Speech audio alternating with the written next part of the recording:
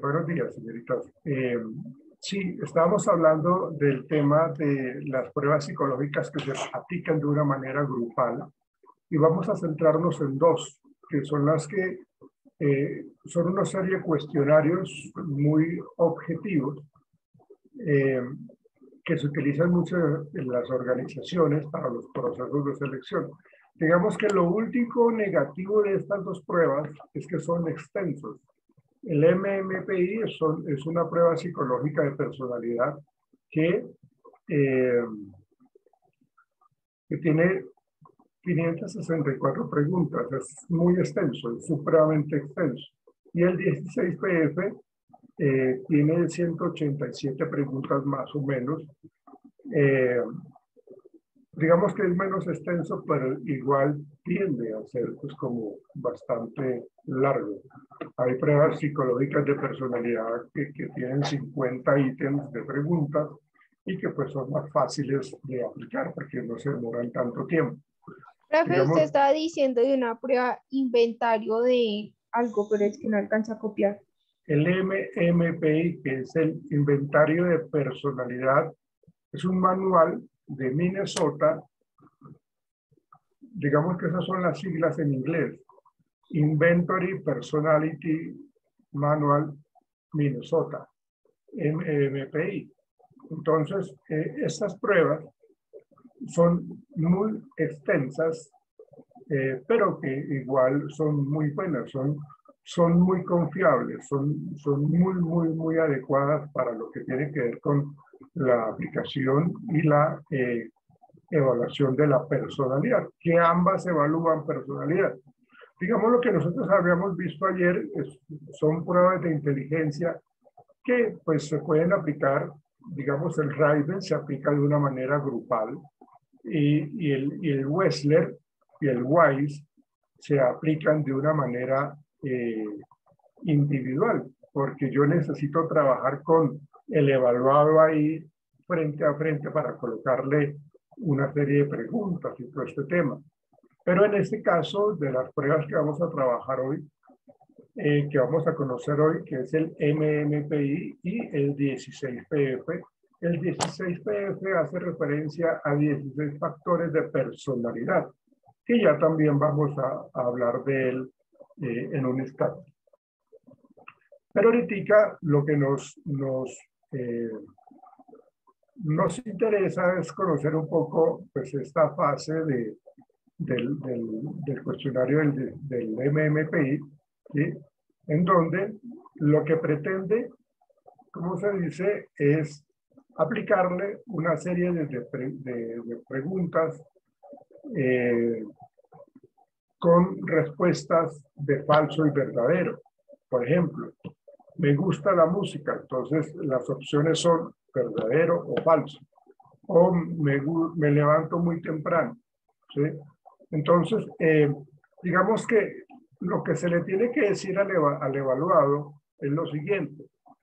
Usted tiene que marcar la contestación en la hoja de respuestas. Supóngase, la frase 1 aplicada a usted mismo es verdadera o casi siempre es verdadera. En este caso se rellena, espero que yo les comparto a ustedes para que vayan leyendo conmigo lo que les estoy planteando. Hola Jessica, buenos días. Hola profe, buenos días.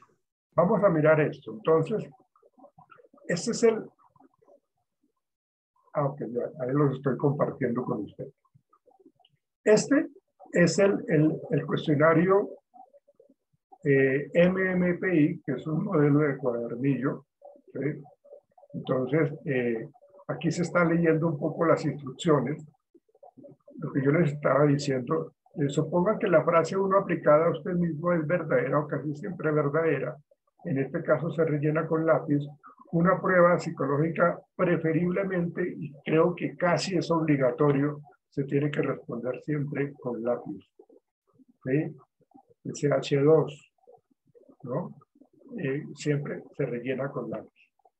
No se puede, de hecho, cuando uno aplica una prueba psicológica, uno debe tener para los evaluados, si yo tengo un salón con 20 personas, entonces yo tengo que tener 20 lápices que se les haya sacado la punta recientemente y que tengan borrador, ¿sí? De tal manera que los evaluados tengan la posibilidad de corregir y de borrar y de volver a rellenar, ¿sí? Digamos que sería un error como la persona que aplica las pruebas de que no tengan los lápices listos o que no tengan los lápices, que no les haya sacado la punta recientemente, ¿sí? Porque ellos, o sea, ellos no tienen por qué llegar con lápiz al momento de la prueba. Es responsabilidad de nosotros que les entreguemos el lápiz, que les entreguemos la hoja de respuesta y que leamos con ellos las instrucciones, como es lo que vamos a hacer ahorita, ¿sí? Entonces, como les decía, en este caso se rellena con lápiz el espacio bajo la letra V inicial de verdadero que acompaña al número de esta frase en la hoja de respuesta. Del mismo modo, si la frase 2 aplicada a usted mismo es falso o normalmente no es verdadera, se rellena con el lápiz el espacio bajo la letra F inicial de falso que acompaña al número de esta frase en la hoja de respuesta. Miren, aquí está el ejemplo. La 1 y la 2. Me levanto muy temprano, me gusta la música, ¿sí? Entonces, la persona tiene que seleccionar. Si la persona respondió, por ejemplo, en la 1, tanto verdadero como falso, pues la pregunta se anula, esa pregunta no se tiene en cuenta, ¿sí? Entonces hay que revisar muy bien de que las preguntas sean contestadas adecuadamente, ¿sí? Si el contenido de una frase no tiene aplicación a su caso, bien es algo de lo que usted no podría decir si es verdadero o falso, no haga ninguna señal y deje los dos espacios en blanco. Eso sí es viable, que se deje las dos respuestas o las dos preguntas, en este caso el ejemplo, en blanco, ¿sí? No escriba en este cuadernillo, porque uno le entrega, cuando la prueba se aplica así manualmente, se les entrega un cuadernillo en donde están esa cantidad de preguntas, ¿sí? Pero se le dice no haga ningún tachón, ni marque acá, ni nada. El cuadernillo déjelo tal cual como se le entregó, ¿sí? Al marcar su contestación, en la hoja de respuestas que se le tiene que colocar, antes de que empiece, se le tiene que decir, bueno, por favor coloque su nombre completo. Asegúrese de que nosotros tengamos, pues como que la persona colocó bien el nombre y la edad, ¿sí? También se le dice que asegúrese de que el número de la frase que usted contesta corresponde con el número colocado al lado del espacio que usted marca. Rellene bien este espacio. Si desea cambiar alguna respuesta, borre por completo la señal hecha y marque el otro espacio. Y se les dice nuevamente, no escriban nada en este cuadernillo. Y otra instrucción, no abra el cuadernillo bueno, no abra el cuadernillo, se dice, no abra el cuadernillo hasta cuando yo se lo indique, ¿sí? Intente responder todas las frases. Aquí, por lo general, en esta prueba del MMPI no hay preguntas con respuestas verdaderas o falsas. Es decir, que aquí no estamos evaluando conocimiento, porque estamos hablando de personalidad. De pronto habrá una que otra, que sí hay una respuesta correcta o una respuesta incorrecta, ¿sí? Pero por lo general son preguntas más de, como lo dice acá al inicio, ¿sí? Lea cada una de ellas y decida si aplicada a usted mismo es verdadera o falsa, ¿sí? O sea, no es que tengan que evaluar conocimientos. Entonces, fíjense que aquí empieza, este es el cuadernillo, digámoslo así, del MMPI, ¿sí? Entonces, empieza la persona a leer y a contestar en su hoja de respuesta. ¿Okay? Por ejemplo, la número 19, cuando acepto a un nuevo empleo, cuando acepto un nuevo empleo, me gusta descubrir a quién debo caerle bien. ¿Sí? Entonces, ¿eso es verdadero o es falso? Otra pregunta. La mayor parte del tiempo, la 40, parece dolerme la cabeza por todas partes. ¿Sí ven? No son preguntas que tengan una respuesta correcta. O sea, de verdad que eso es falso. O sea, como por decir algo, los caballos tienen 4 patas. Eso es verdadero, ¿no? Pero por lo general no hay ese tipo de preguntas. Por lo general son preguntas que están relacionadas con mi cotidianidad. Por ejemplo, la 37. A veces siento deseos de romper cosas. ¿Sí? La número 49. Soy una persona sociable. La número 69. Creo que me gustaría el trabajo de guardabosques. ¿Ven? Entonces, son preguntas que en últimas tratan de evaluar mi personalidad.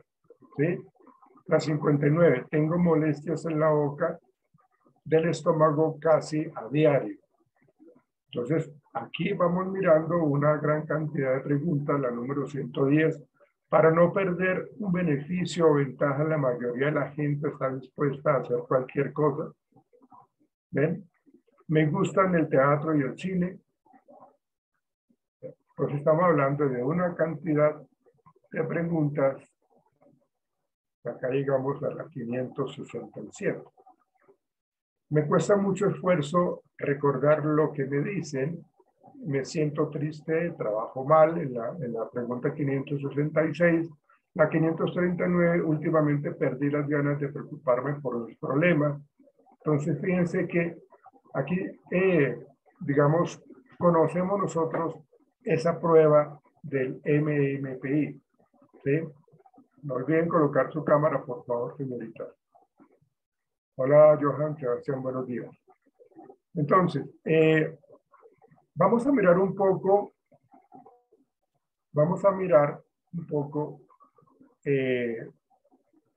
estas pautas del MMP. Vamos a mirar un poco. Permítanme, ya les comparto un video que nos ayuda a entender esta parte. Ok, permítanme, miramos esto.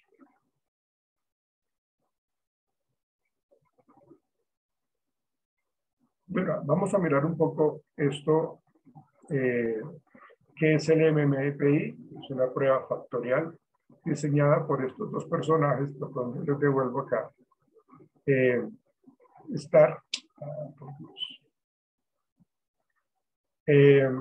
Fue diseñada por Starr, Hathaway y Mackenzie hacia 1943, cuando comenzamos la clase. Yo había mencionado algo de esto. ¿Y por qué se llama MMPI? Pues fue diseñado en la Universidad de Minnesota. ¿Sí? Fue, digamos, como apoyada y valorada por ellos en esta universidad. Por eso se llama Manual de Minnesota Personalidad Inventario. Digamos que esas son como las siglas en inglés. Manual de Minnesota Personality Inventory. ¿Sí? Entonces, fue creado por estos dos personajes en 1943. ¿Sí? Ahora, ¿qué es lo que en últimas pretende evaluar esta prueba? Pues la personalidad, ¿no? ¿Qué es lo que nos dice acá? ¿Sí? Su diseño está enfocado a la identificación del perfil de personalidad.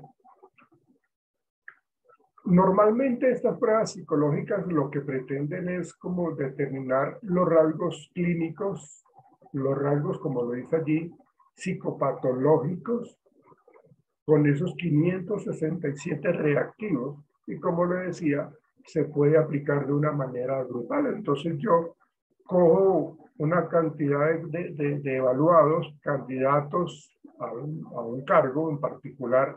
Entonces yo los reúno en un salón amplio con buena iluminación, con buena ventilación, con buena silletería, para que tengan pues como las condiciones adecuadas. Entonces, lo que yo hago es organizar bien ese espacio, les entrego su lápiz, les entrego el borrador, ¿sí?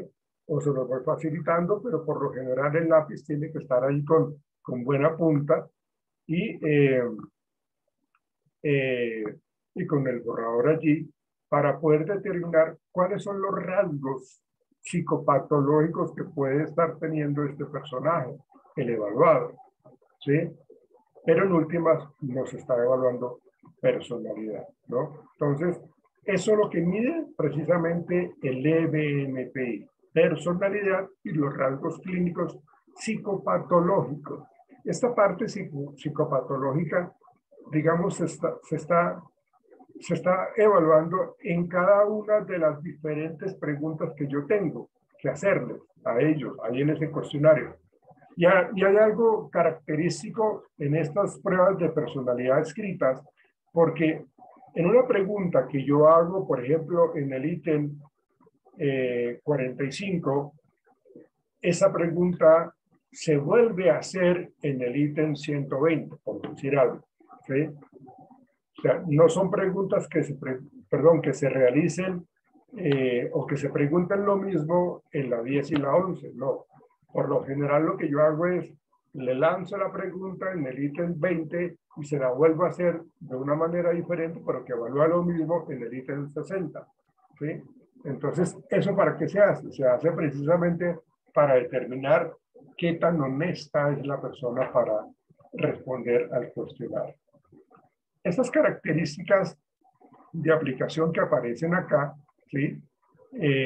Dice que tiene una duración entre 60 y 90 minutos, es decir, máximo hora y media, ¿sí?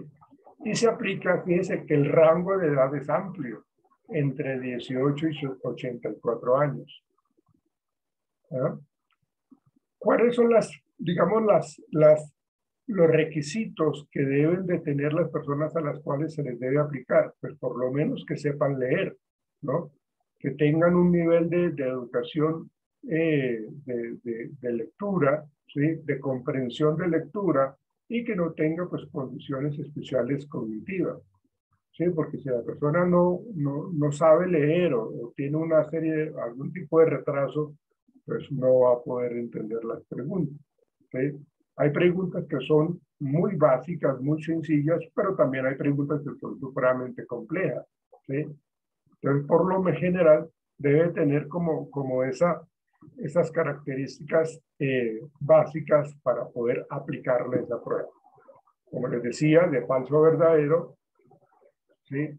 Que realmente pues, es sencilla, simplemente, sí, esto se relaciona conmigo, entonces yo coloco verdadero, o no se relaciona, coloco falso, o no, esto no se relaciona conmigo, pues entonces la dejo en blanco, ¿sí? Como les decía, tiene una escala de validez, que es lo que nos está planteando allí, que era lo que yo les decía, si la persona está respondiendo correctamente, si no hay fuentes de distorsión. Digamos que una fuente de distorsión importante acá que mencionar es las personas que yo cito para las pruebas psicológicas, yo las llamo hoy y tienen que venir al día siguiente. Yo les digo, bueno, vengan ustedes con buen tiempo. Les sugiero que tenga una noche descansada, que duerma tranquilamente, que tenga un sueño bien reparador, porque esos son fuentes de distorsión. Cuando la persona llega totalmente alterada, con sueño, pues seguramente se va a quedar dormida respondiendo a la prueba, ¿sí?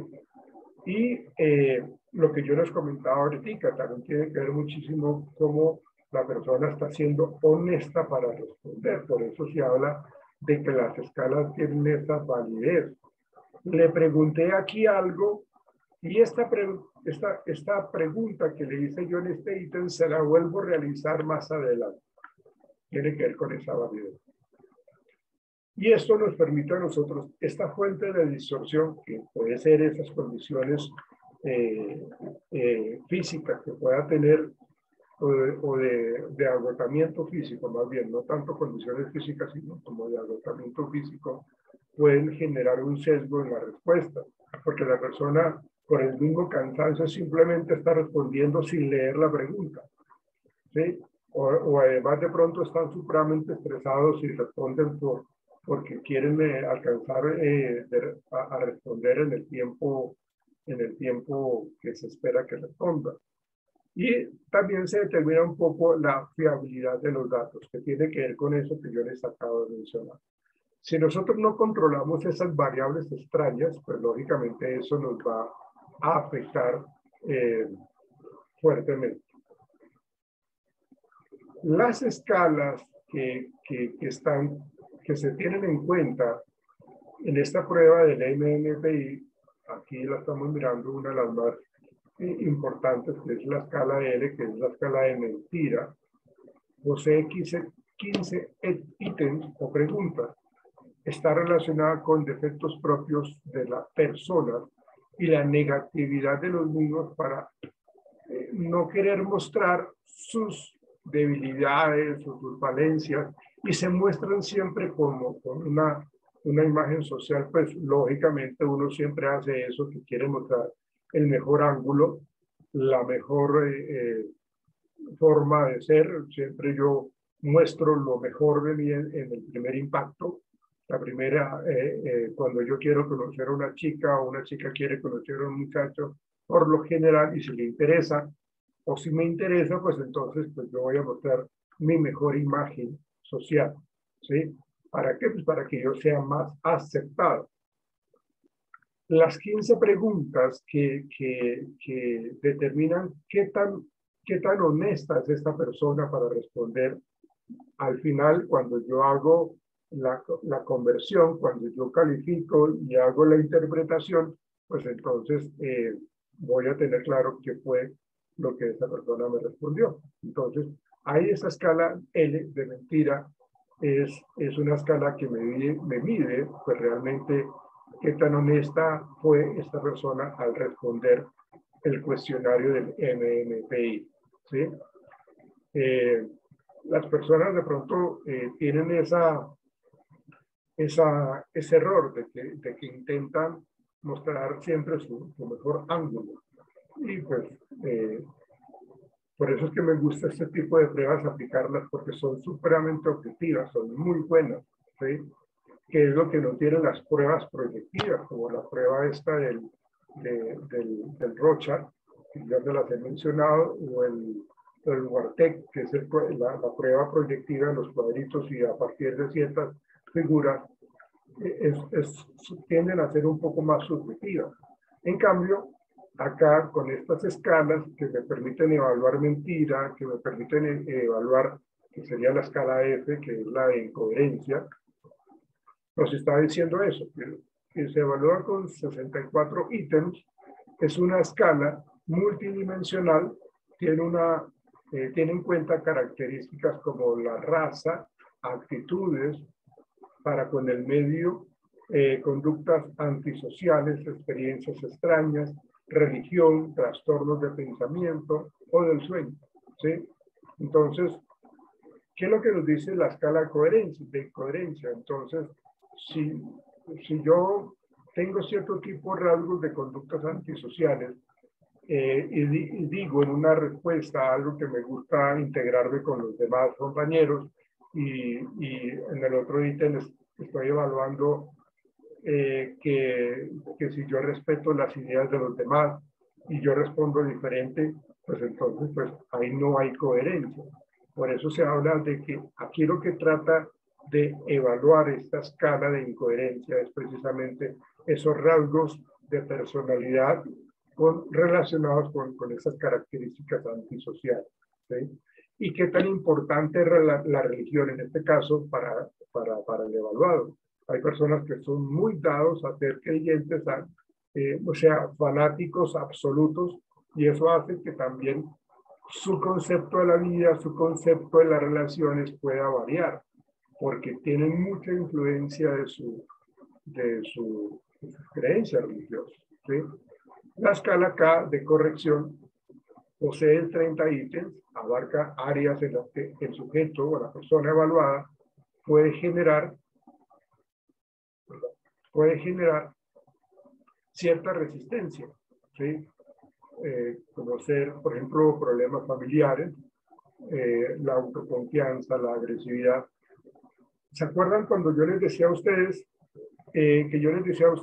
que las personas siempre quieren mostrar su mejor ángulo? Pues entonces no contestan correctamente, no contestan con honestidad. Entonces, esas tres escalas, la L, la F y la K, me están evaluando qué tan honesto fue el evaluado, qué tan sincero, qué tan con buena disposición respondió a la prueba psicológica. Y eso nosotros, hay unos puntajes, cuando uno ya la califica, hay unos puntajes que nos ayudan a interpretar eso, ¿sí? Ahora, con respecto a los rasgos psicopatológicos, perdón, yo miro aquí más ha llegado. Yo voy a compartir acá un poquitico. Bueno, no me suelten la cámara, por favor. ¿Qué pasaría con Elizabeth y con Camila? Profe, Elizabeth está enferma. Profe, y Camila está en el trasteo. Ella te había comentado algo. Ah, pero yo le... Bueno, no sé. Y Johan no, sino Gerardo. Gerardo, no sé, profe. ¿No? Bueno, ok. ¿Tienen algún tipo de pregunta hasta allí, señoritas? Johan, Sebastián. No, señor. Bueno, entonces vamos a continuar. No suelten la cámara, por favor, muchachos. Bueno, entonces, vamos a mirar, digamos, estas escalas clínicas, que es lo que nos está diciendo cómo son esos rasgos psicopatológicos que de pronto me recuerdan que estas pruebas psicológicas me pueden a mí predecir cuál podría ser el comportamiento del evaluado en el futuro. Si los rasgos clínicos hacia la agresividad salen muy altos, que ahorita vamos a mirar como un perfil de una persona evaluada, ¿sí? Si esos rasgos psicopatológicos son muy fuertes, muy altos, muy elevados, pues entonces hay que colocar allí como en ese resultado como un color resaltando esa parte, porque no lo podría contratar. Puede ser muy piloso, puede tener mucha experiencia, pero este rasgo, caramba, ese rasgo clínico me dice a mí mucho. Entonces hay que tener en cuenta eso. O sea, por eso es que se tienen en cuenta estas escalas clínicas. Por ejemplo, la hipocondriasis o la hipocondria, ¿sí? Esta escala evalúa la ansiedad exagerada ante las propias funciones corporales, ¿no? Que entonces la persona tiene que responder ante la junta directiva de la empresa, ante cierto proyecto que está liderando. Entonces, esta persona como que no maneja bien las cosas y se siente totalmente insegura, entonces termina siendo como medio hipocondríaca porque siente que le duele la cabeza, que le va a dar un infarto, que está desesperado, que hiperventila, o sea, que se tiende a como, o sea, son personas que no tienen las habilidades y las herramientas para afrontar situaciones de alto nivel de estrés. Por eso a veces en los trabajos dice, se requiere una persona que tenga altos niveles de tolerancia a la frustración, que sepa manejar o trabajar bajo presión. Entonces, si esta persona puntúa alto en la hipocondriasis, hay que también tener en cuenta que no nos sirve. O lo contrario, ¿no? Una persona en la escala clínica de depresión, la D, ¿sí? En donde esa persona pues es supremamente el otro extremo de la hipocondríaca, porque esta persona con cualquier cosa ya se deprime, o sea, tiene unos niveles de tolerancia a la frustración y se convierte en una persona netamente susceptibles y termina pues haciendo de algo mínimo algo muy complejo, muy realmente que no lo es, ¿no? Entonces, esta escala de depresión evalúa los síndromes clínicos de la depresión, sin que permita distinguir entre las distintas formas clínicas del trastorno. Pero sí nos dice a nosotros que si la depresión puntuó alto, o sea, por encima de la media, ¿sí? De la escala promedio, pues entonces quiere decir de que esta persona se deprime y es supremamente susceptible y no se le puede decir ni mu porque ya se echa a morir, ¿no? Como que, uy, no, a mí me dijeron esto, entonces qué dolor, qué angustia, entonces yo no sirvo para nada, entonces me deprimo totalmente. ¿Ven? Ahora, la escala de histeria, la HY, ¿sí? Evalúa pues el otro extremo, ¿no? O sea, acá esta persona como que tampoco se le puede decir nada porque ya coge una piedra en la mano y se la lanza a uno, porque ya de pronto utiliza su comunicación de una manera muy agresiva y termina ser vulgar, termina siendo soez, termina siendo una persona que no se le puede decir nada, o sea, no acepta sus equivocaciones, no acepta los puntos de vista de los demás, no acepta el hecho que se haya equivocado. Entonces, evalúa, digamos, este tipo de ítems, evalúa las características de personas con trastorno histérico, ¿sí? Con esa sintomatología de que, uy, caramba, esta persona, si yo le llego a decir que de pronto hagamos las cosas diferentes, entonces esta persona me va a mandar para el carajo. ¿Ven? Entonces, realmente, fíjense que estamos como delimitando un poco cómo son las escalas clínicas que tenemos que tener en cuenta para poder evaluar cómo podría ser el comportamiento de los candidatos en este caso para poder decir, no, esta persona no nos sirve, esta persona hay que tener cuidado, ¿sí? Mire, aquí hay otros 3 escalas clínicas que realmente nos ayudan muchísimo al proceso de evaluación. Miremos la desviación psicopática, ¿sí? Evalúa características relacionadas con el trastorno de personalidad antisocial. O sea, una personalidad antisocial, ¿qué nos dice? Esta personalidad antisocial no le importa romper las reglas. No le da miedo que lo descubran, ¿sí? Esa persona es la que siempre está en contra de seguir parámetros establecidos en una empresa, ¿sí? Es una persona que no le gusta que tampoco tenga como rivalidad y que no se le haga lo que él, o sea, se deja hacer lo que siempre quiere. Entonces, esta persona antisocial no le importa pisotear a quien sea, ¿sí? Por lo general carece de relaciones, de buenas relaciones interpersonales, porque es una persona que, porque si se le antojó gritar, si se le antojó tomar el control de la situación, lo hace, pero lo hace de una manera inadecuada. Ahora, con el rasgo de masculinidad y feminidad, pues es lo que nosotros esperamos del rol de género, lo que esperamos de que haga el hombre y lo que esperamos de que haga la mujer, ¿sí? La eventualidad con respecto a la desviación hacia los intereses de la otra persona, ¿no? Es decir, como que aquí lo que nosotros miramos es las características de lo que se espera que se comporte un hombre, aunque pues uno tiene claro que uno como hombre también tiene su lado femenino y la mujer también es su lado masculino. Pero por lo general se espera ciertos tipos de comportamiento relacionados al hombre y ciertos tipos de comportamiento relacionados a la mujer, ¿sí?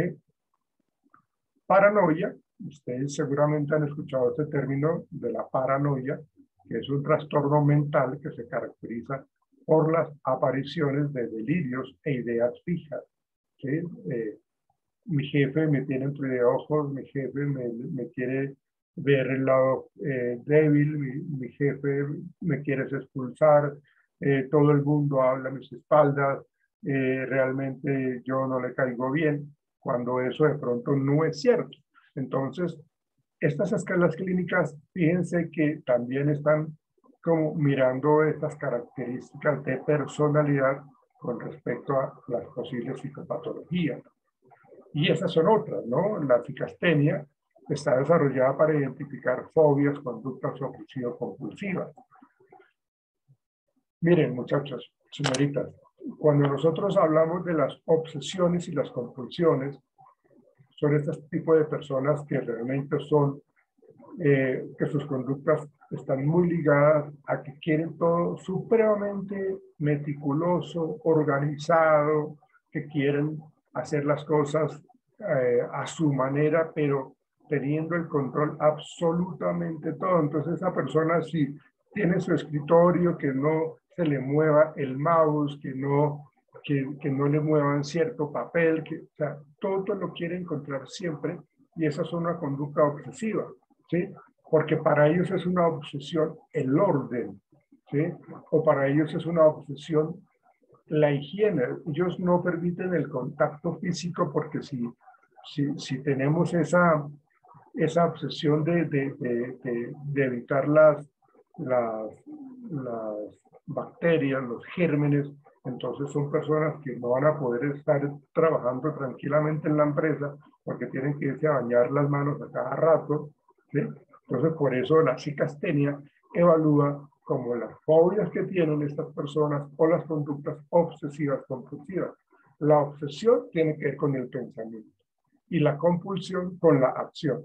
Entonces, si yo siento que alguien cogió mi mouse, entonces yo tengo que desinfectarlo.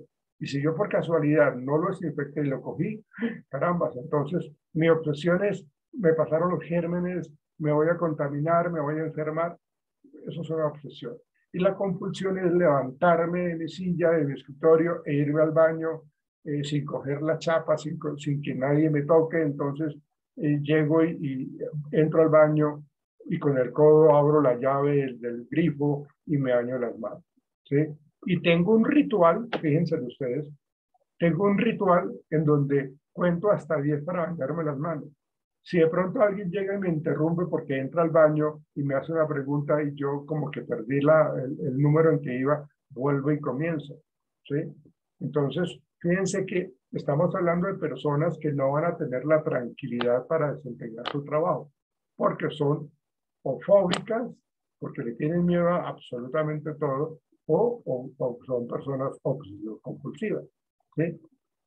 La esquizofrenia, como lo dice G, es una enfermedad mental, digamos, esas personas que tienen alucinaciones tanto auditivas como visuales, ¿sí? Entonces, los psiquiatras, los que tienen este diagnóstico psiquiátrico de la esquizofrenia, ¿sí? Por lo general siempre tienen alucinaciones auditivas y visuales, muy parecido a la paranoia, ¿no? Pero en este caso la esquizofrenia hace que la persona tenga como que se rompe ese vínculo con la realidad. Los esquizofrénicos viven en su mundo, un mundo creado por ellos, ¿sí? Por eso habla de una alteración de la personalidad y una ruptura con el mundo que lo rodea, ¿sí? Escucha voces de personas que están por ahí, se las imagina. Entonces, pues obviamente, pues esta persona que tiene esas características, pues no es bueno seleccionarlo. Digamos que hay personas que de pronto pueden ser manejadas en un tratamiento psiquiátrico, y eso lo hablábamos en clase cuando decíamos del uso del fármaco, del medicamento, en donde yo como psiquiatra, no como psicólogo, sino como psiquiatra, le digo, mire, usted tiene que tomarse esta pastilla por las mañanas para irse a trabajar, ¿sí? Entonces es una pastilla que de pronto le ayudará a tener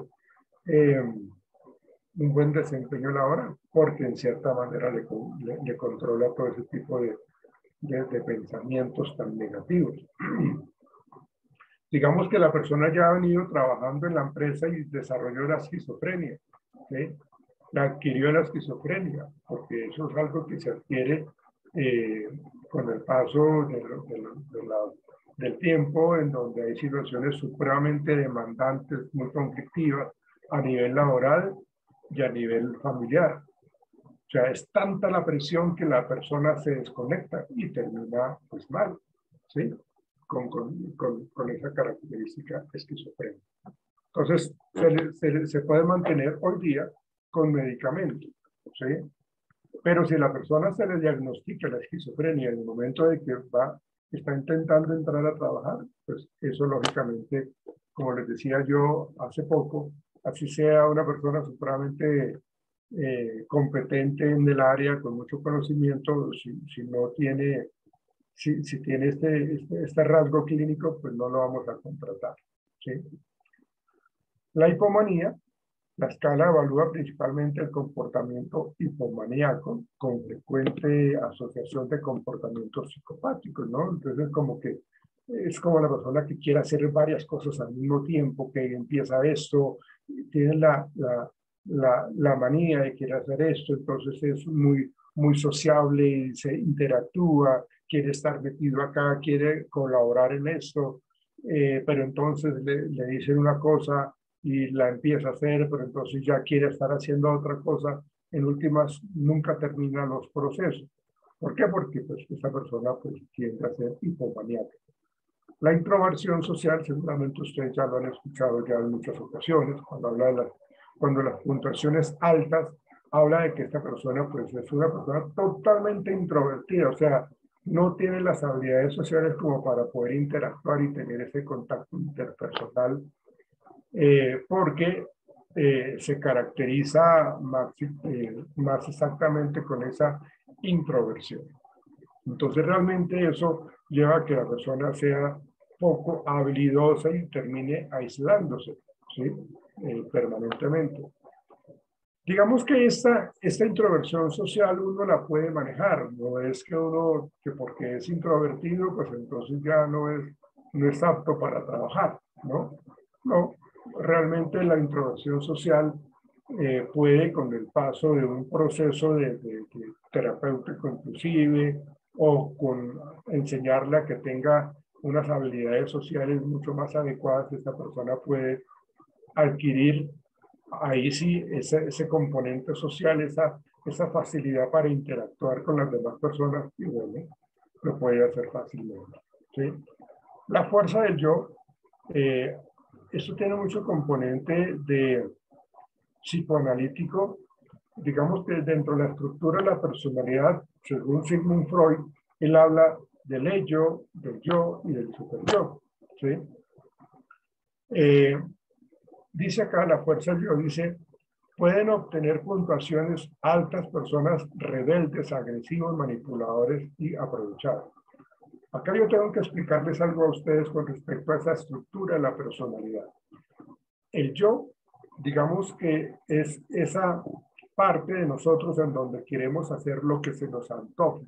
Queremos controlar absolutamente todo. O sea, el yo hace eso. El yo es como ese instinto del placer, ese instinto de controlar, de querer dominar. ¿Sí? No me importan las normas sociales, no me importa absolutamente, no me importa pasar por encima de todo el mundo si yo quiero alcanzar mis ideales. ¿Sí?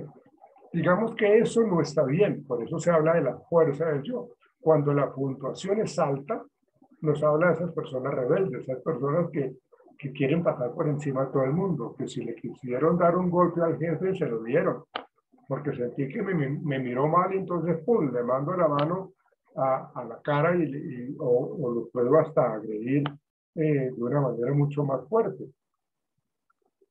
El otro extremo de la fuerza del yo está el super yo.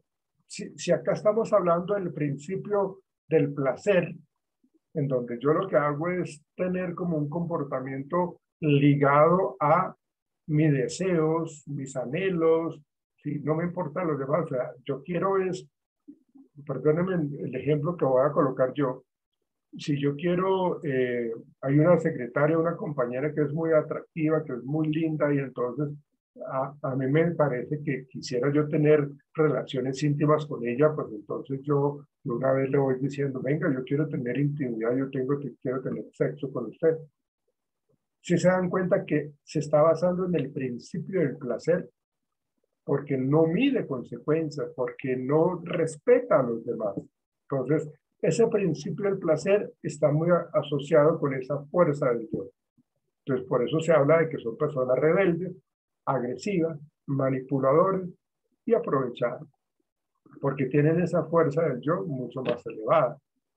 En el otro extremo está, o sea, no estoy hablando ni de la dependencia ni de la dominancia, no, sino estoy hablando de la estructura de la personalidad que está caracterizada, según el psicoanálisis, por el yo.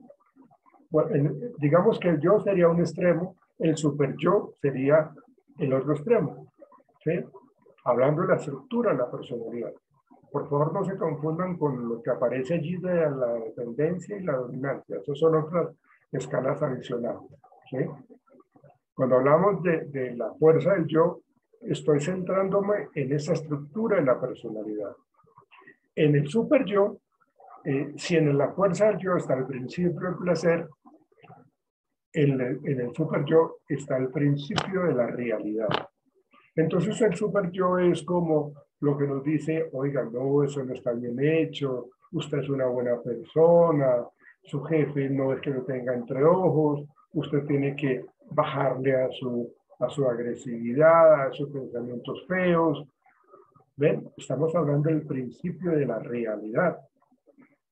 Si ustedes se acuerdan en los dibujos animados, cuando aparece en los hombros del muñequito el bien y el mal, digamos, el ángel y el diablo. Digamos que el diablo estaría relacionado con la fuerza del yo y el ángel estaría relacionado con el super yo. Sí, porque el super yo le dice a uno, oiga, no pilas porque eso le puede traer problemas a usted. No haga eso. O sea, vaya y pida disculpas, vaya y escuche, vaya y hable, o sea, ¿no? Como que ese es el principio de la realidad, ¿no? Entonces, aquí estamos hablando de esa estructura de personalidad, de la fuerza del yo, que tiene que ver con esa parte de la rebeldía, de la manipulación. Ahora, cuando hablamos nosotros del super yo, con ese principio de la realidad, digamos que son esos dos extremos, ¿sí? El bien y el mal. Digamos, el mal es el diablo, sería el yo, y el super yo sería el angelito. Pero para que la persona pueda vivir en sociedad, en la mitad del yo y del super yo está el ello.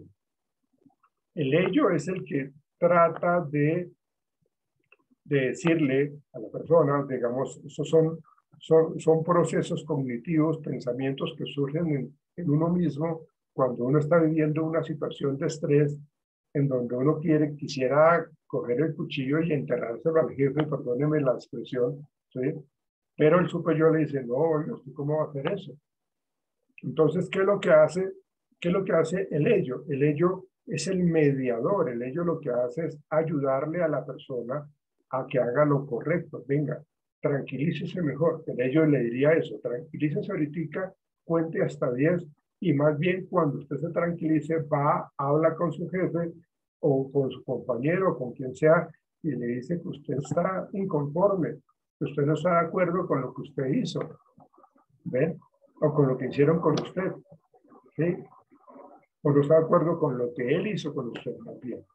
Entonces, realmente eso es lo que nos invita a que ese mediador es el que está a la mitad entre el ello, perdón, entre el yo y el super yo, ¿sí? Entonces, esa es la característica de esta escala adicional de la fuerza del yo. Entonces, ahí estamos controlando con el ello que no vaya a hacer cosas extremadamente difíciles, complicadas, peligrosas, y que tampoco se convierta en una persona que no hace valer sus derechos.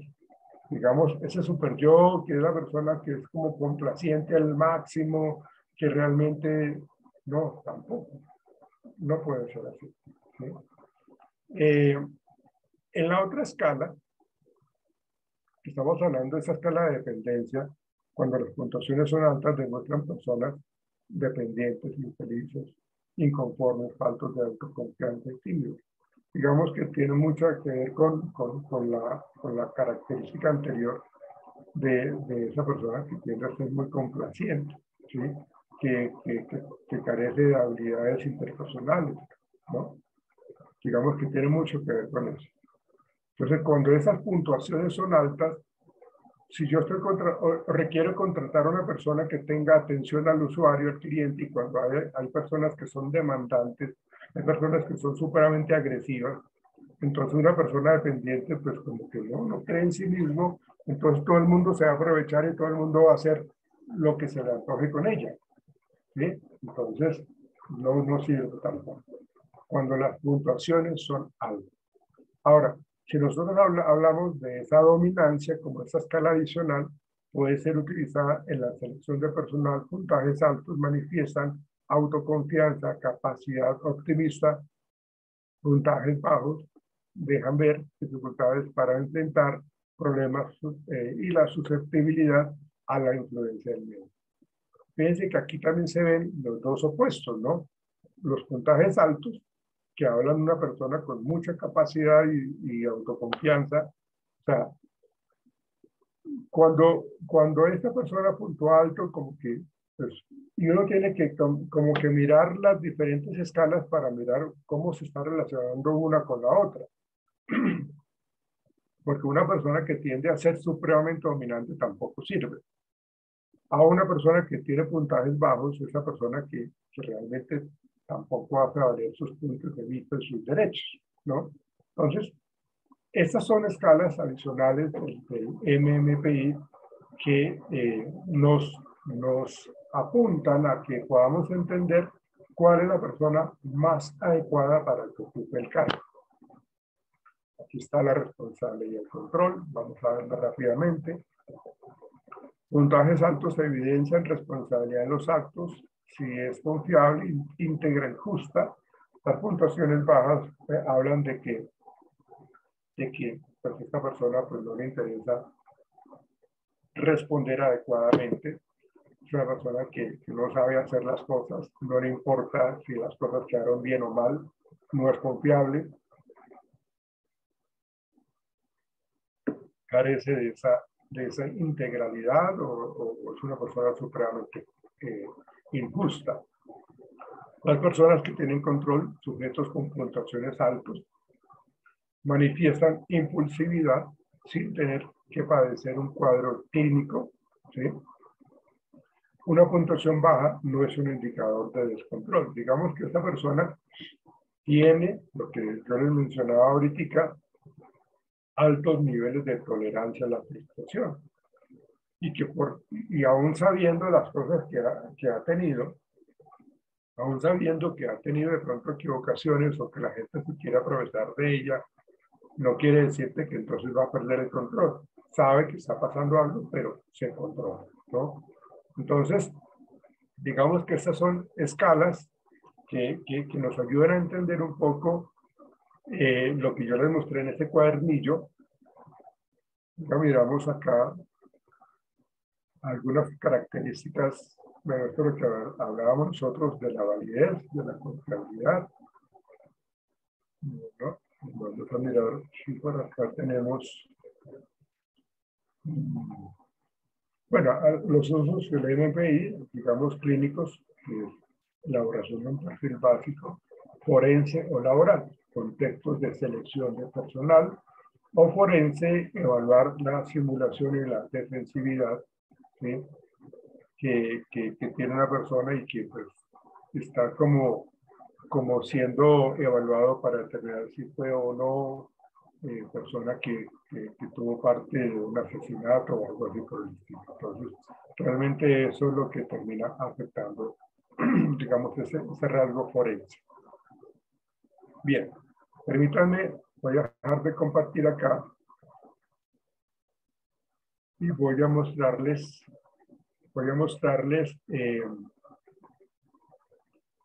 permítanme, voy a mostrarles esa parte. Vamos a ver si lo tenemos acá. Acá.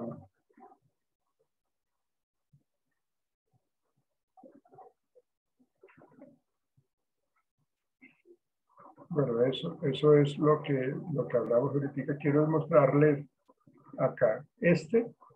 Digamos, este es el perfil de una persona evaluada. Digamos que todas las escalas,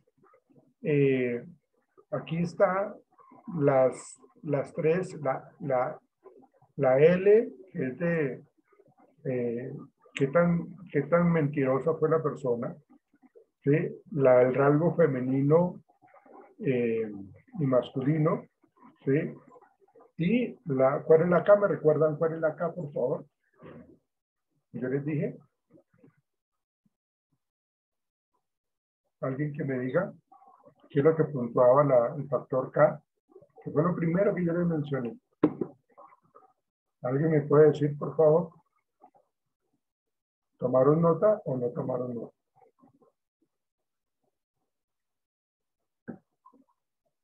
¿Cuál es ese factor K, muchachos? Revisen sus apuntes. Ese factor K, ¿a qué hace o a qué hacía referencia?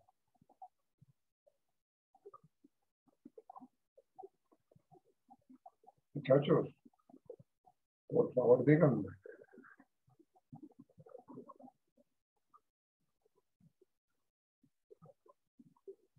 ¿Ninguno? No, profe, yo no anoté tampoco. Ninguno, pero sí están prestando atención ustedes. ¿Mm? Acuérdense que el L tiene que ver con qué tan mentirosa es la persona. ¿Sí?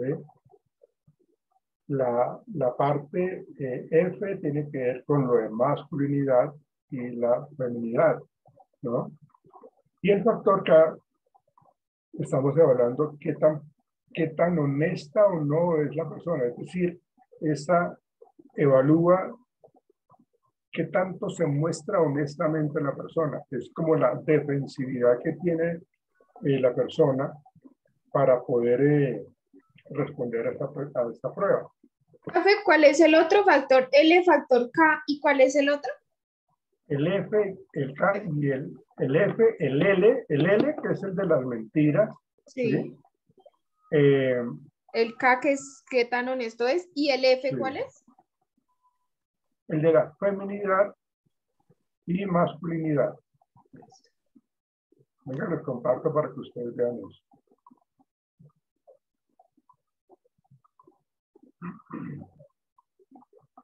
Miren, ¿sí? El L, fíjense que aquí hay una línea gruesa que separa, digamos, estas tres escalas de validez. La L, la F y la K. L, que tan mentiroso, digamos que acá está puntuando bajo, ¿sí? Entonces, digamos que esta persona, fíjense que acá hay como unas líneas más gruesas que otras, miren, estas dos, esta y esta, ¿sí? Digamos que aquí estamos mirando un poco que esta persona puntuó por encima en muchas, puntuó por encima, fíjense acá, ¿sí? Puntuó por encima, y otras puntuó por debajo, ¿sí? ¿Ven? Y en la escala de validez de la prueba, estamos hablando de la L, o sea, esta persona no fue como muy honesto, siempre fue como algo mentirosito porque no está dentro del promedio. Tiene unos rasgos, esta persona es femenina, mire porque acá está el género femenino, entonces como que tiene muy afianzada, o sea, es una mujer, o sea, tienen claro cuál es su rol como mujer, ¿sí? Si hubiera apuntado abajo, entonces sería como una persona como que más bien como que le gusta relacionarse más como con las actividades más bruscas y toda esta cuestión. Entonces acá tiene un puntaje alto. Y acá tampoco se mostró como muy honesto. Entonces fíjense que aquí ya cuando tenemos esta interpretación acá, tenemos que entender de que esta persona como que realmente no fue muy honesto. Y fíjense que eso nos lo corrobora después en el perfil, ¿sí? Todas las escalas que yo les mencioné ahorita están acá arriba, miren, todas estas escalas. No sé si ustedes tomaron nota de eso, porque eso es muy importante que ustedes lo sepan, ¿sí? Si no, tendrían que volver a mirar la grabación una vez yo la suba a la plataforma, ¿sí? pero tienen que mirar que cada una de estas escalas son las que yo les mencioné ahorita.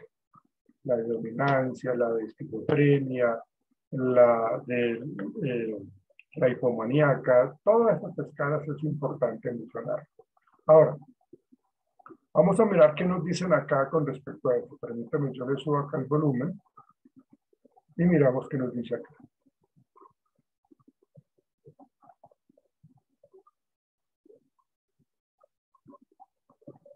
Acá nos dice el que nos está explicando esta escala del MPI. Nosotros tenemos para cada una de estas escalas, sea de validez o sea de las escalas clínicas, hay unas plantillas en donde, digamos que esta hoja de respuestas, nosotros vamos a colocar las plantillas sobre la hoja de respuestas que dio el sujeto y vamos a sacar una puntuación, ¿sí? Típica, y la pasamos a una puntuación estándar, ¿sí? Entonces, aquí estamos hablando de eso, de que cada escala tiene su plantilla para calificar y los resultados los colocamos acá. Sí, es que esta prueba es a veces un poco difícil. Voy a tratar de conseguirla para que podamos autoaplicarla. Esperemos que sí la pueda conseguir. Bueno, miramos qué más nos dice.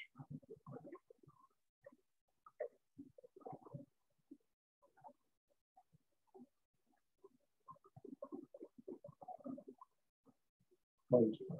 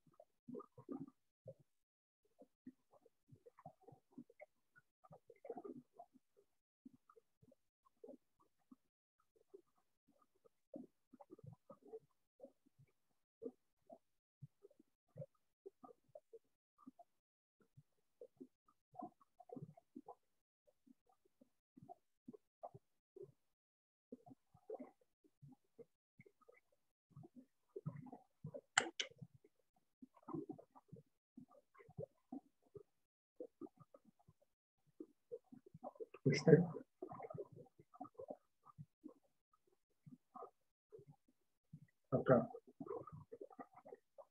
está.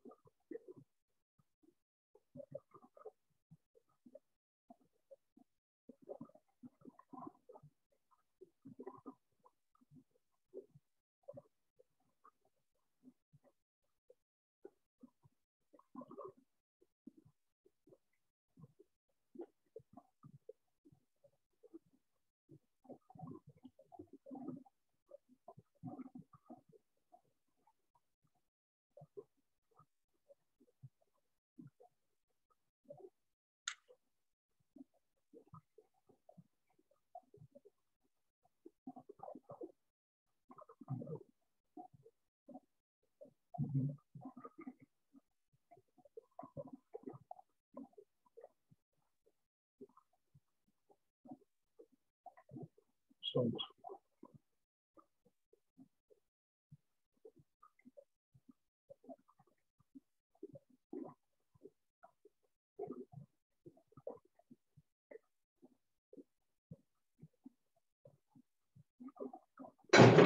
Profe, una pregunta.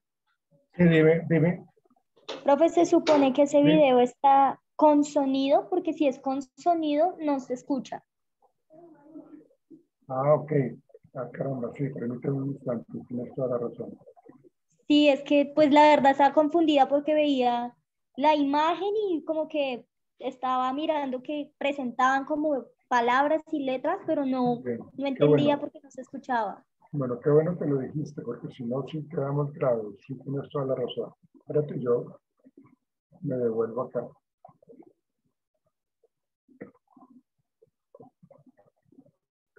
Entonces, espérate, yo me devuelvo acá.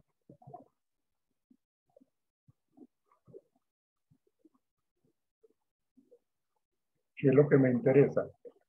¿Qué es lo que nos ha estado diciendo? O sea, yo les estaba comentando a ustedes, pues, la importancia que tienen, digamos, estos factores LFK. Y ahorita, pues, la persona que nos va a hablar en el video, nos va a explicar cómo nosotros convertimos este K en cada uno de estos factores importantes, como la esquizofrenia, la hipomanía y las otras escalas clínicas. Entonces, es importante que prestemos atención. Muchas gracias por comentar de que no había el sonido, porque pues ahí estaba un poco la explicación. Entonces, vamos a escuchar lo que nos está diciendo. Puntuación natural y vemos por cada columna, que es un factor diferente, hay un... La puntuación natural es la sumatoria. Cuando yo coloco en la hoja de respuestas del evaluado, yo coloco una serie de plantillas. Digamos que las plantillas son 1, 2, 3, 4, 5, 6, 7, 8, 9, 10, 11, 12, 13 plantillas. Cada una de esas plantillas evalúa pues precisamente cada una de estas variables clínicas o estas escalas clínicas. Entonces, yo cojo cada plantilla y la coloco encima de la hoja de respuestas y voy a contar las coincidencias, que es lo que nos explica allí el señor. Cuento las consecuencias y coloco la puntuación natural, es decir, si en la escala F fueron 10 respuestas que coincidieron, eh, según la plantilla, entonces coloco el número 10 ahí en el factor F. ¿Sí? Entonces, así para cada una de estas escalas, tanto las 3 de validez como las otras de la parte clínica. Entonces vamos a mirar qué nos dice. un espacio reservado. Acá. Aquí tenemos el ejemplo de una evaluación hecha y vemos que se han anotado los puntajes naturales por cada factor. Esta. Recordando, estos puntajes naturales son los que hemos hallado aplicando la plantilla a la plantilla de cada factor o de cada escala a la misma hoja de respuestas. Entonces, cada plantilla nos permite obtener el puntaje natural por cada escala. Algo que no debemos olvidar es que en esta prueba existen dos versiones de hoja de perfil, una versión masculino y otra versión femenino. Hay que tener cuidado de utilizar la hoja correspondiente de acuerdo al género de nuestros evaluados. Como vemos, en la parte inferior es donde vamos a colocar los puntajes naturales que hemos hallado por cada escala. Es decir, la sumatoria, las coincidencias que tuvo el evaluado. Eso que está subrayado, encerrado en rojo, son las puntuaciones naturales para cada una de estas escalas.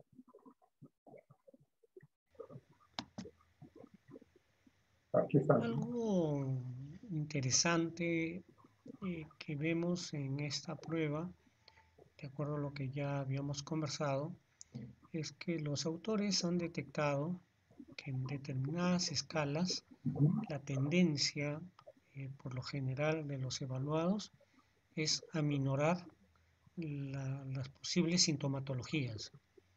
Entonces, de acuerdo a estudios, han determinado que los puntajes en algunas escalas clínicas, las más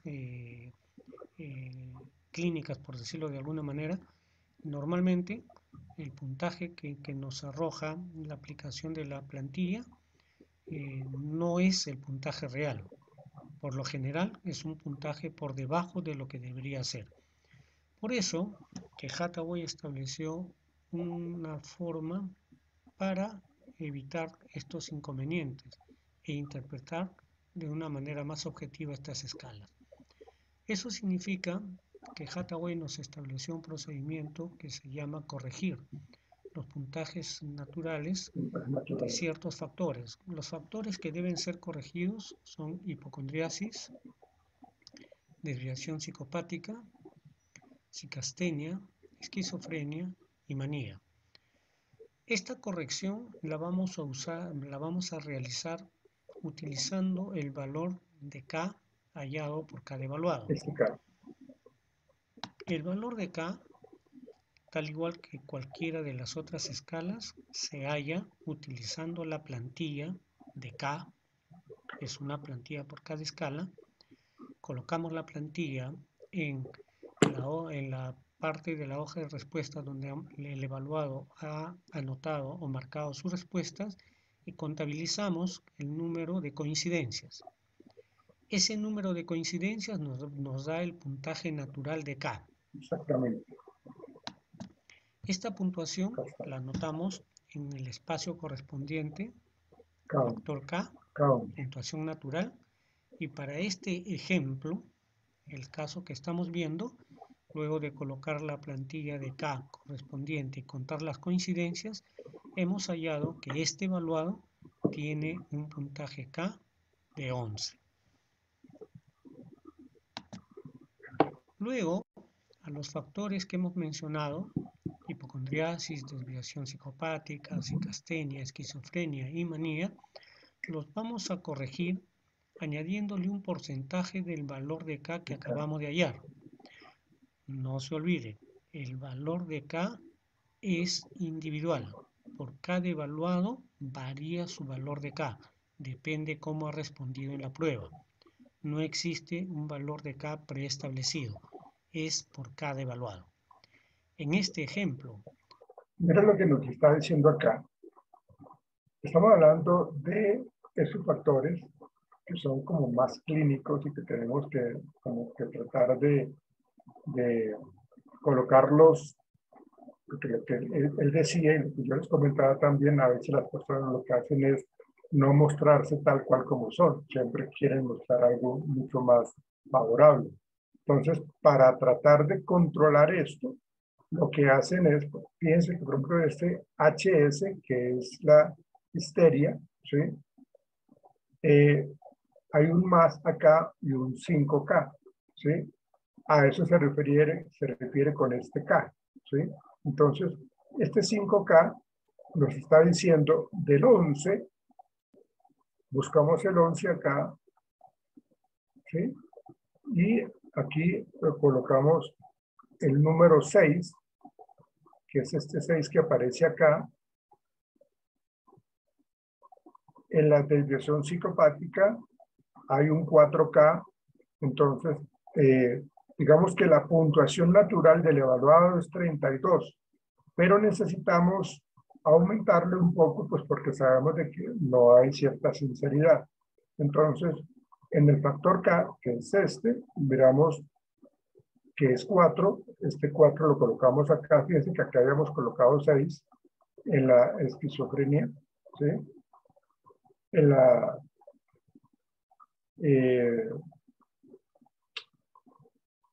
en este HS se volvió el nombre ahorita, ¿sí?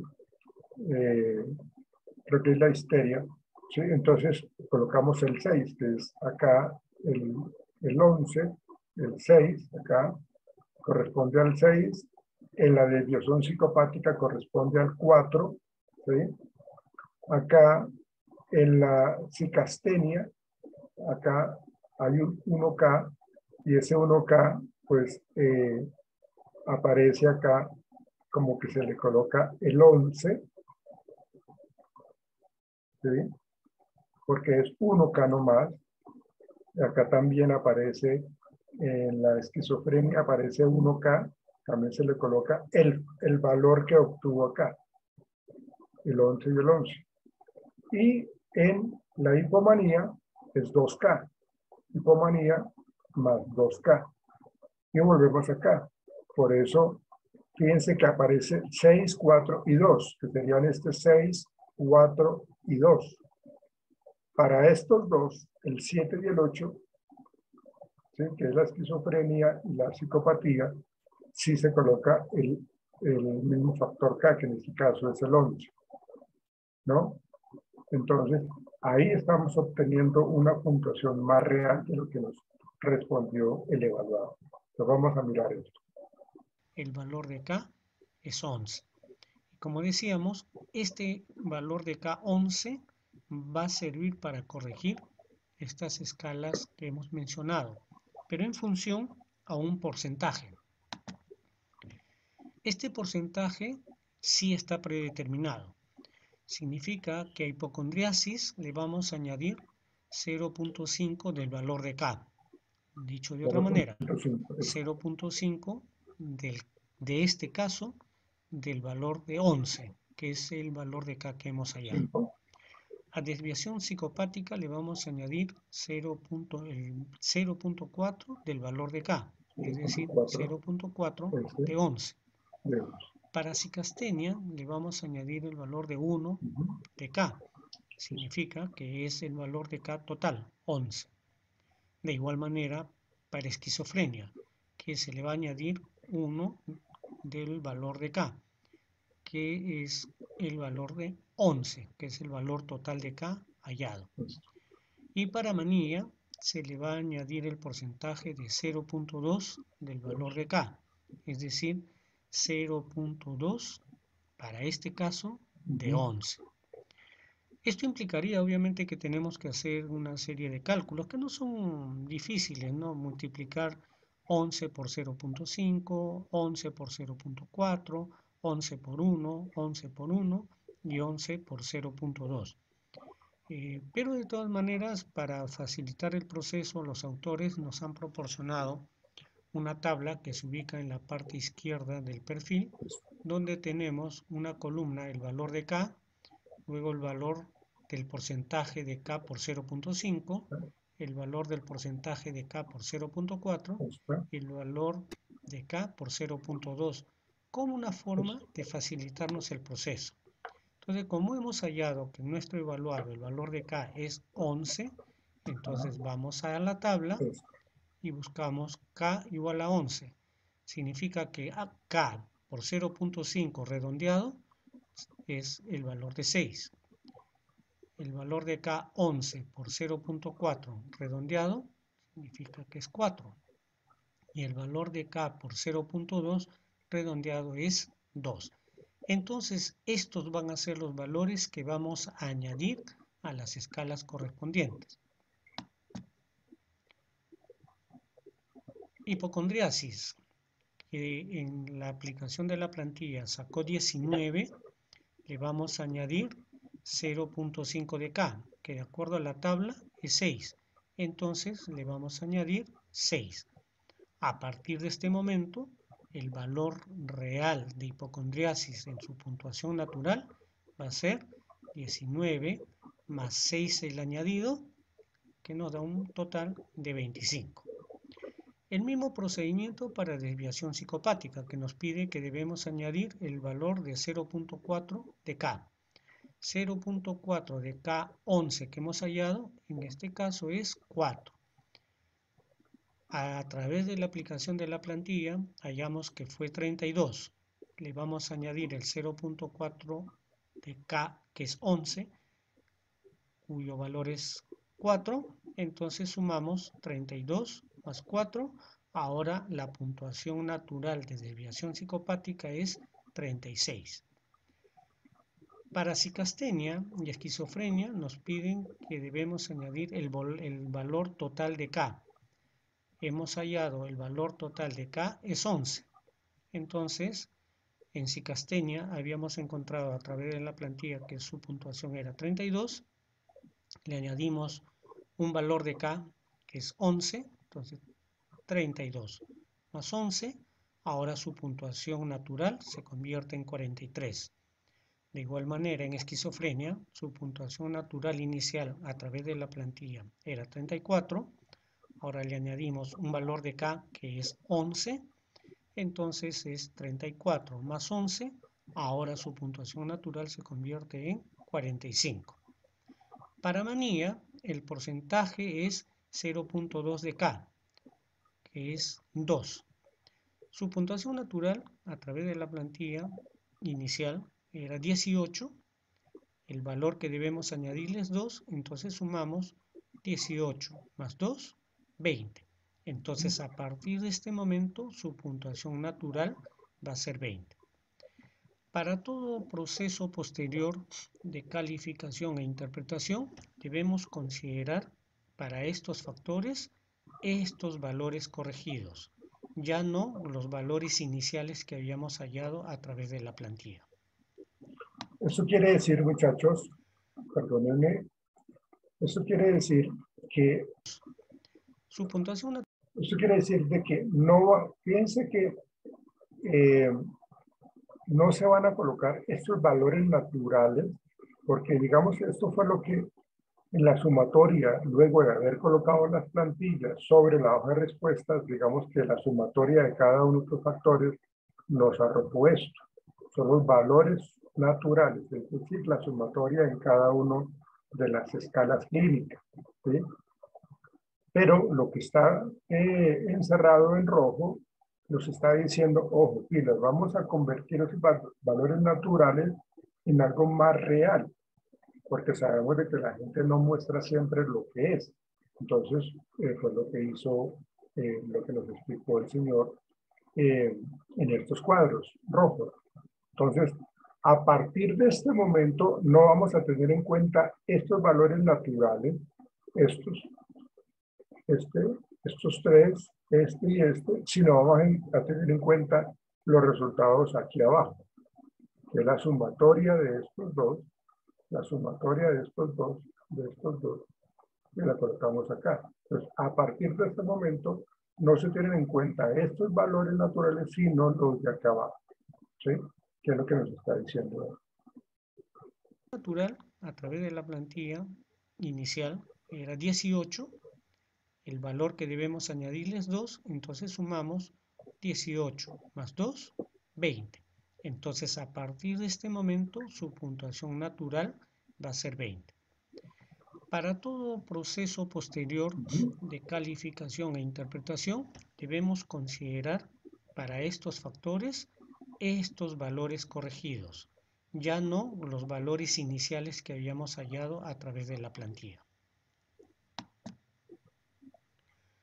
Una vez terminado el cómputo de los puntajes naturales y corregidos los puntajes en los factores indicados, el siguiente proceso es el trazado del perfil. Como vemos, cada factor está ubicado en una columna. Entonces lo que hacemos es columna por columna, o dicho de otra manera, factor por factor, buscamos el puntaje directo. Por ejemplo, para hipocondriasis, recuerden, ahora su puntuación natural es el corregido. 25. Su puntuación natural es 25. Entonces en la columna buscamos dónde se ubica el puntaje 25 y clic, le colocamos una marca. Para depresión, su puntaje natural es 38. Buscamos dónde se ubica la puntuación 38 y le colocamos una marca. Y así sucesivamente para los diferentes factores. Y posteriormente el trazado del perfil utilizando una regla para que el perfil tenga una vista formal y una vista clara y podamos diferenciar cuáles son los picos que nos podrían dar las características clínicas de nuestro evaluado.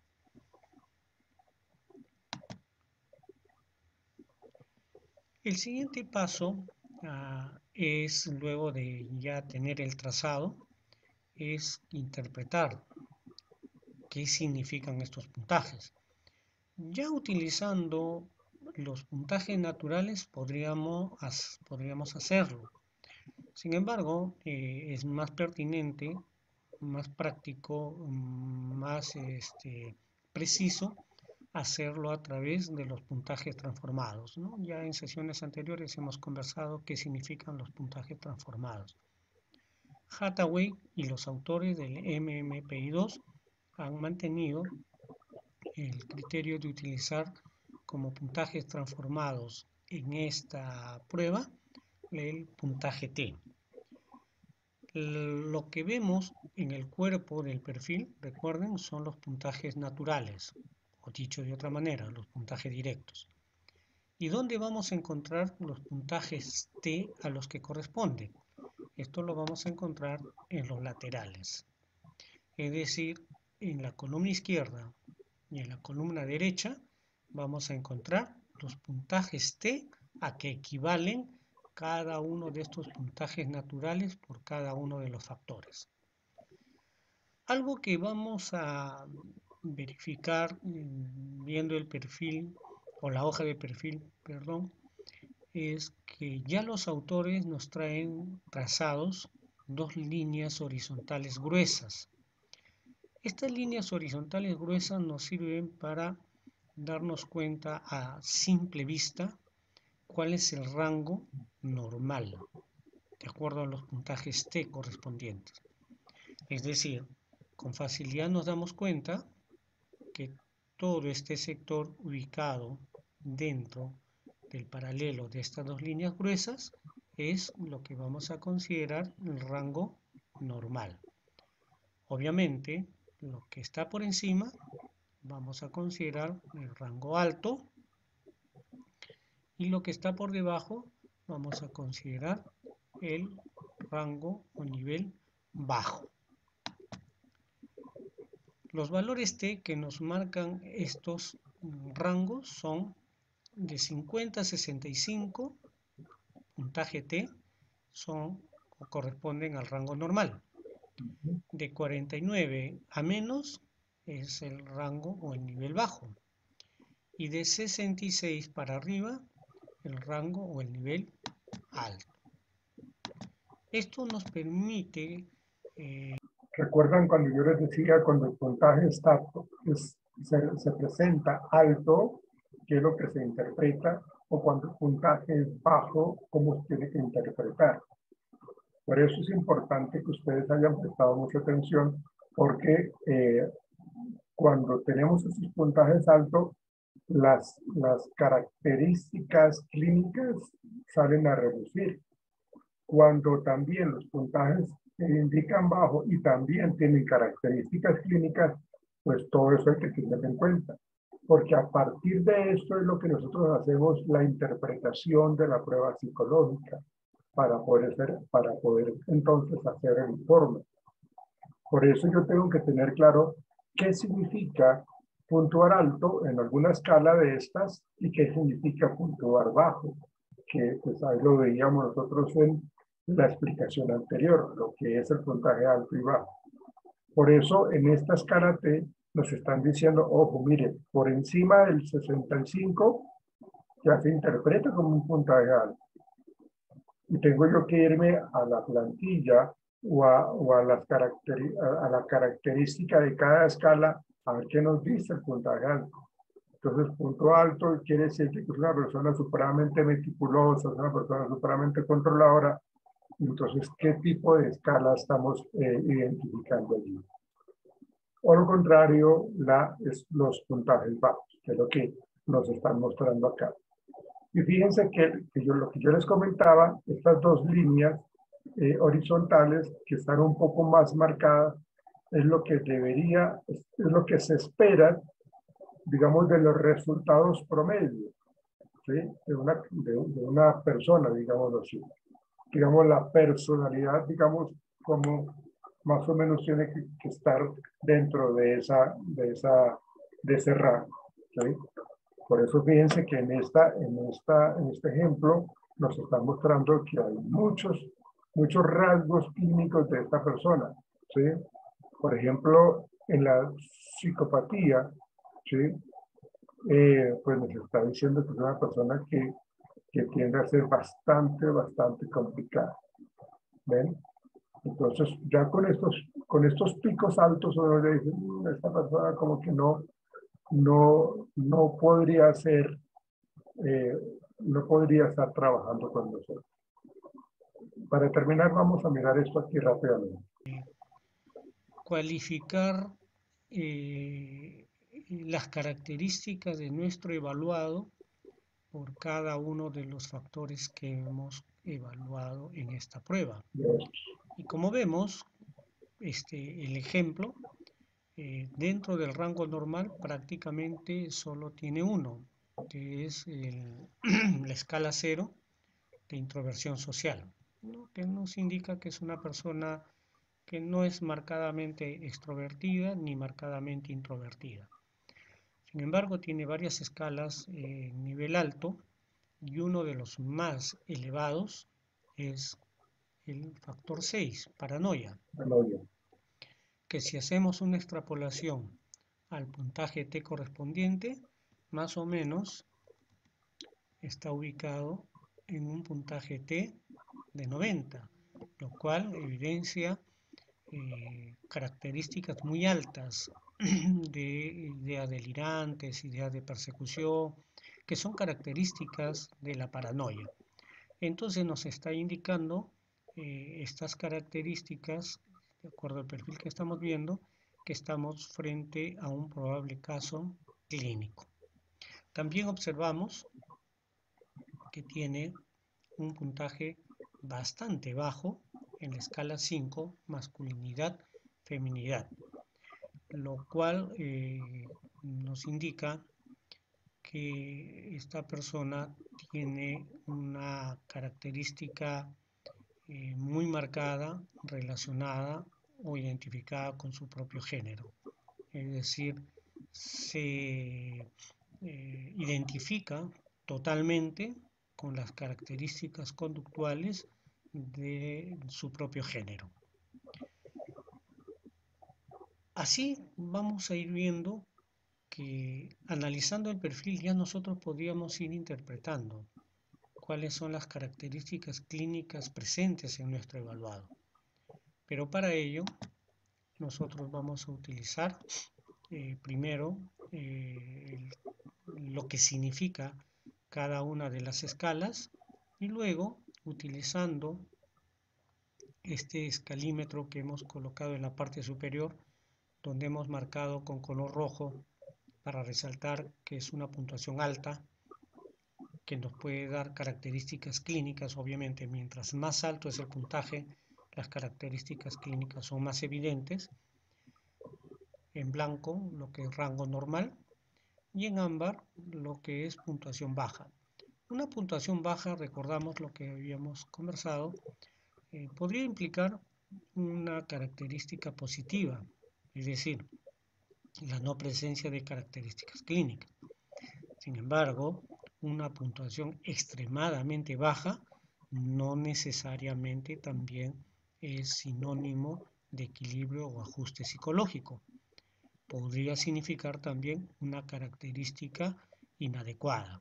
Eso lo vamos a ver cuando describamos cada una de las características de las escalas o factores clínicos que mide esta prueba. Analizando las escalas de validez, vemos qué significan cada una de estas escalas y eso nos permite entender lo que decíamos, a mayor puntaje, mayor presencia de lo que significa la escala. Pero antes de ello, nosotros tenemos que considerar un criterio que nos establecen los autores para continuar el proceso de interpretación o no. Ellos nos indican que si dentro de los primeros 370 ítems, recuerden, la prueba tiene 567 ítems, Si dentro de los primeros 570 ítems el evaluado ha omitido en responder de 30 reactivos o más, esta prueba se invalida, ya no debe calificarse. Sin embargo, miren, y esto es algo importante que deben recordar, sin embargo, el evaluado puede haber omitido 30 reactivos o más a lo largo de toda la prueba. Si es a lo largo de toda la prueba, sí es posible interpretar el perfil de las escalas clínicas, pero ya no las escalas suplementarias ni las escalas de contenido. Entonces, la regla es, si antes de los 370 primeros ítems detectamos 30 ítems no respondidos, la prueba se invalida.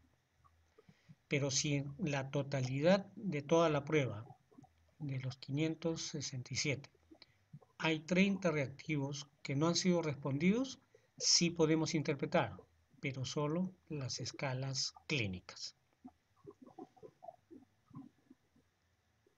A mayor puntaje T en la escala de mentiras, obviamente un mayor nivel de alteración de sus respuestas, donde el evaluado ha pretendido mostrarse más apegado a lo esperado, a los valores, a los criterios sociales. Ha tratado de acomodar sus respuestas a lo que socialmente es convencional o aceptado.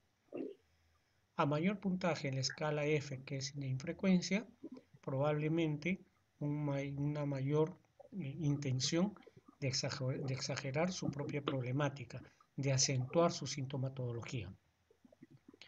A mayor puntaje en la escala K, que es de negación, mayor intención de negar los síntomas que pueden estar presentes en el evaluado. Para las escalas clínicas, la lógica es similar. A mayor puntaje, mayor presencia de la sintomatología. Ejemplo, la primera escala, 1, hipocondriasis. Si fuera una escala, un puntaje T de 85, 90, diríamos que hay una alta incidencia en este evaluado de preocupaciones corporales, que muestra muy constantemente síntomas somáticos vagos e indefinidos, afecciones gástricas, fatiga, dolor crónico, etcétera, etcétera, pero que no tienen un sustrato médico evidenciable. Como características adicionales, de acuerdo a los autores, quien tiene una puntuación alta en hipocondriasis también significa que es una persona muy altamente egoísta y narcisista. Entonces, la lógica es, como mencionábamos, a mayor puntaje, mayor presencia de las características clínicas que evalúa cada factor o cada escala. Pero también habíamos indicado que una puntuación extremadamente baja no necesariamente es una puntuación adecuada dentro del punto de vista psicológico. Y eso lo analizamos, por ejemplo, en hipocondriasis. Imaginen una persona que tenga una puntuación T de 5 a menos en hipocondriasis. Muchos dirían, no, sí, eso significa que es una persona que no se preocupa para nada de su salud y eso es bueno. La pregunta que nos debemos hacer, ¿eso es bueno? Probablemente podrían ser personas que, es cierto, no se preocupan para nada, no toman en cuenta para nada sus características corporales y podrían omitir y desconsiderar cualquier signo o síntoma que el cuerpo le puede estar mostrando, avisándole de una enfermedad o de alguna dolencia. Por lo tanto, podrían ser personas que pueden tener conductas de riesgo sin tomar en cuenta el posible daño que se podría estar haciendo. Por eso, todas las cosas en exceso o en déficit tienden a ser negativas en este caso. La persona sabe que está cometiendo muchos errores, sabe que está quedando dormida en el trabajo, que sufre desmayos, está totalmente despreocupada precisamente por su salud.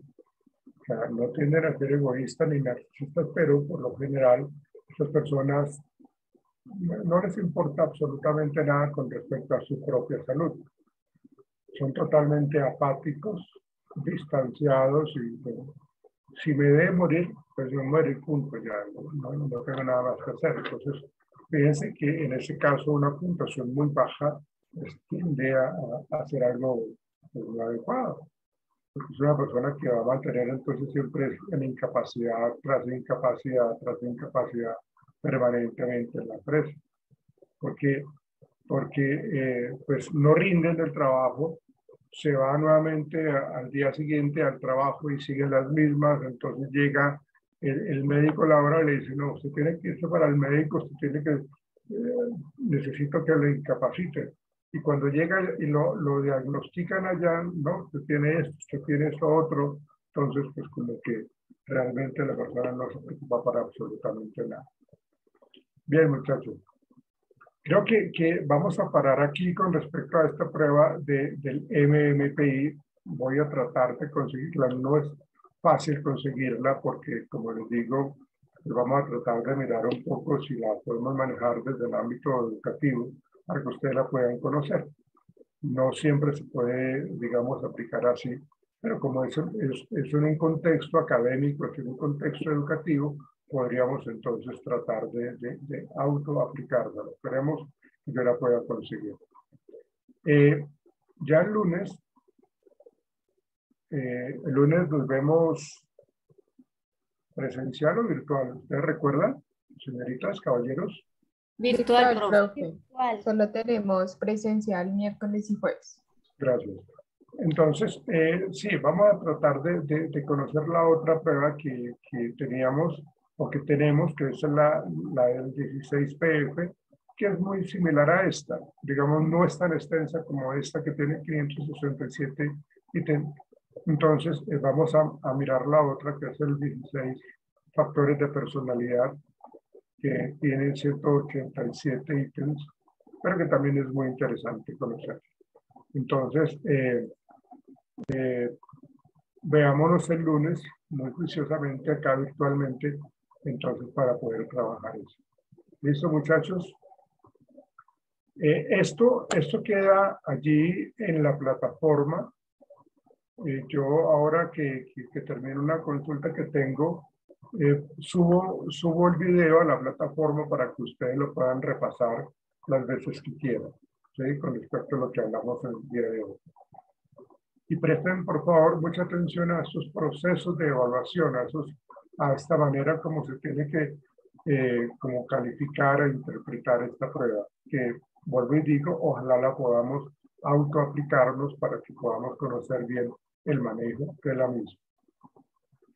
Muchachos, nos veremos el lunes muy juiciosamente a las 10 de la mañana de manera virtual. Bueno, muchas gracias, muchachos, que estén bien. Hasta luego. Chao, chao. Hasta Vale, luego, profe. profe, buen día, hasta luego. Chao, que estén bien.